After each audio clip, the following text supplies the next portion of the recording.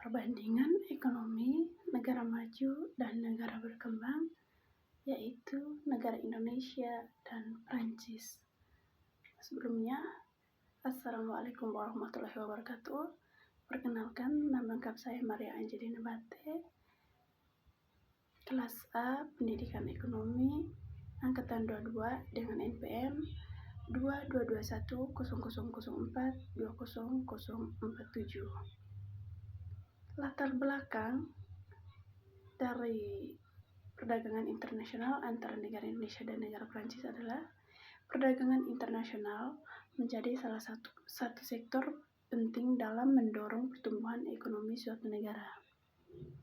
Melalui aktivitas ekspor dan impor, negara dapat meningkatkan pendapatan nasional, memperluas lapangan kerja, serta menjalin hubungan diplomatik dan ekonomi yang strategis dengan negara lain.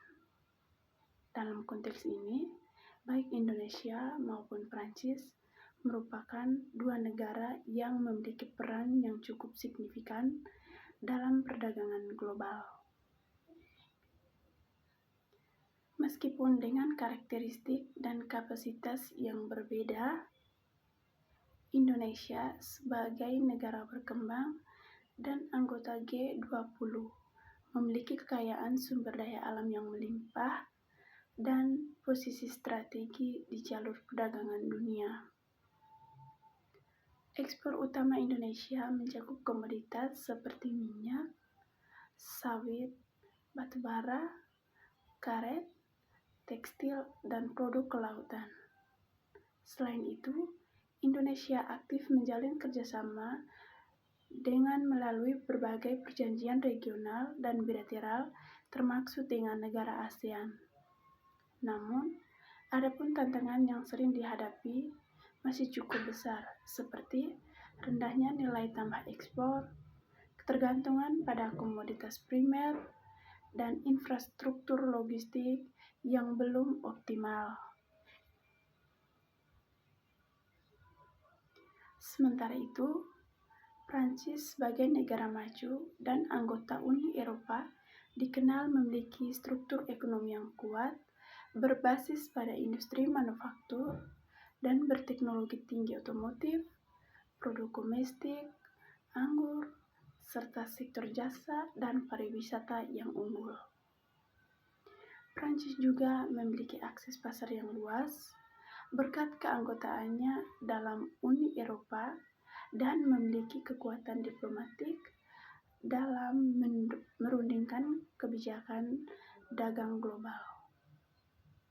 Ekspor Prancis lebih banyak bernilai tinggi dan berbasis inovasi serta teknologi.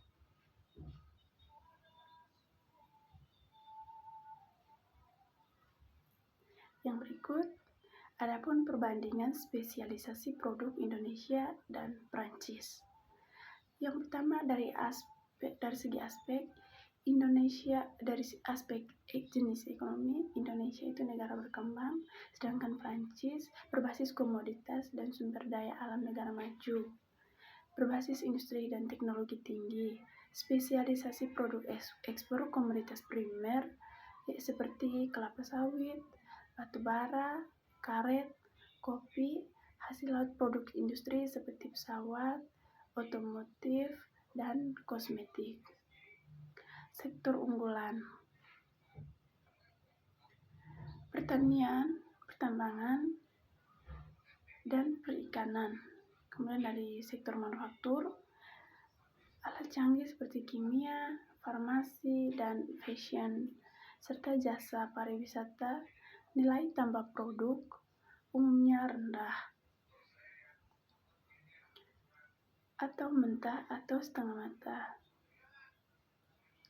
Kemudian, produk jadi, teknologi tinggi seperti brand global, pangsa pasar ekspor utama seperti Cina, India, Jepang, dan negara ASEAN. Kemudian Inggris, Italia, Cina. Pendekatan spesialisasi Indonesia, ekspor berbasis keunggulan komparatif seperti faktor alam. Kemudian Prancis, ekspor berbasis keunggulan kompetitif seperti inovasi dan teknologi. Kemudian dukungan riset dan inovasi terbatas pada sektor-sektor tertentu yang sangat kuat, banyak investasi dan industri teknologi. Strategi diversifikasi ekspor masih berkembang, mulai fokus pada industri hilirisasi sudah matang, ekspansi global melalui perusahaan multinasional.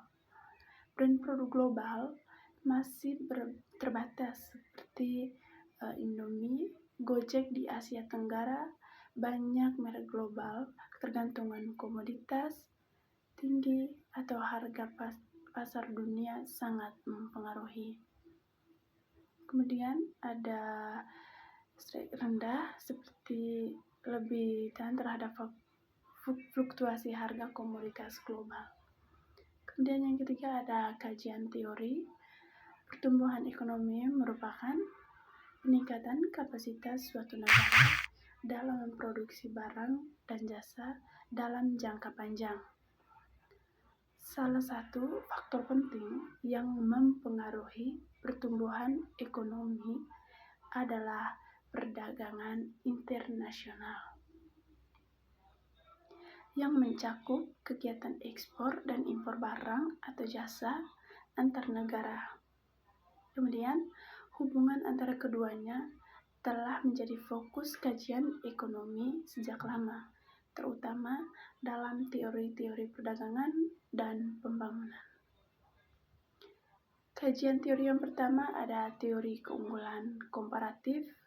Menurut David Ricardo, setiap negara sebaiknya mengkhususkan diri pada produk barang yang memiliki biaya peluang lebih rendah dibanding dengan negara lain yang menukarkannya melalui perdagangan.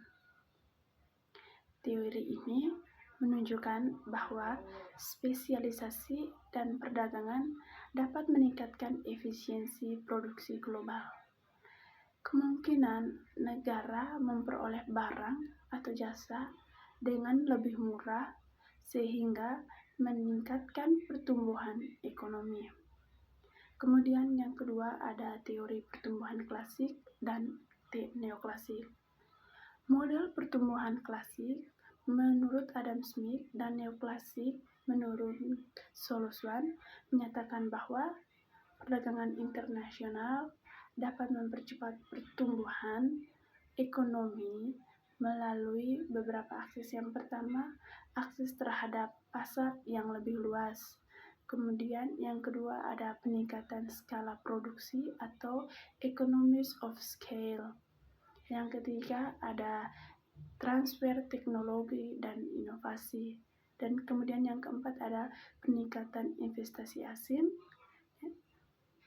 Dalam model Solo, perdagangan mendorong pertumbuhan jangka panjang melalui akumulasi modal dan produktivitas tenaga kerja yang lebih tinggi atau lebih baik.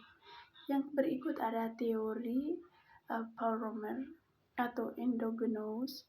Teori ini menekankan peran pengetahuan, inovasi, dan teknologi sebagai faktor utama pertumbuhan perdagangan internasional, berfungsi sebagai saluran difusi teknologi antar negara dan mempercepat inovasi serta mendorong pertumbuhan jangka panjang, terutama dalam negara berkembang yang dapat mengadopsi teknologi dari negara maju. Mungkin itu saja yang bisa saya jelaskan materi hari ini. Wassalamualaikum warahmatullahi wabarakatuh.